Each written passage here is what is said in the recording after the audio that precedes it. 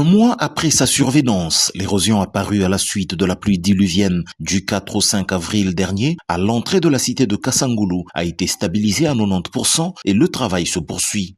Accueilli sur site par le directeur général de l'Agence congolaise des grands travaux, l'ingénieur Nico Nzaou, le ministre Alexis Guissaro a reçu les explications utiles de la mission de contrôle. Un important rechargement en gros éléments a été réalisé pour combler cet immense vide laissé par l'érosion. Pas moins de 1020 camions de 23 tonnes de matériaux chacun ont été engloutis ici. La stabilité de l'ensemble étant en cours de consolidation, une technique de drainage des eaux au moyen d'une bâche a été utilisée et cela marche fort bien. C'est au cours de cette saison sèche qui s'annonce que sera construit un collecteur des eaux qui va devoir les ramener jusqu'au point bas, situé tout en contrebas de la pente. Actuellement, sur la route nationale numéro 1 Kinshasa-Matadi, le traitement des érosions que l'on ne peut pas ignorer au risque de perdre la route même consomme près de 13% des recettes mobilisés par la concession.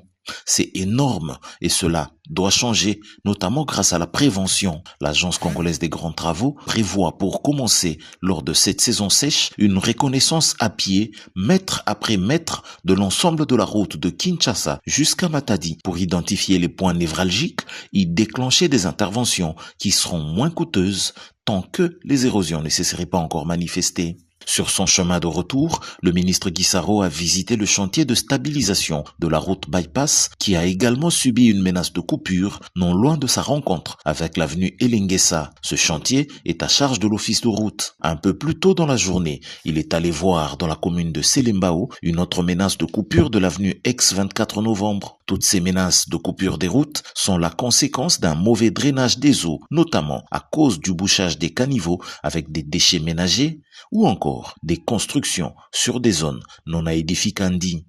Il faut que les gens construisent à des endroits qui soient suffisamment aménagés, suffisamment urbanisés pour que nous n'aurions pas à vivre des conséquences de ce type. Donc c'est à la fois pour nous une visite d'inspection, mais aussi l'occasion de sensibiliser tant la population, mais aussi les autorités qui délivrent des certificats, qui délivrent des autorisations de bâtir à des endroits où on ne devrait pas construire.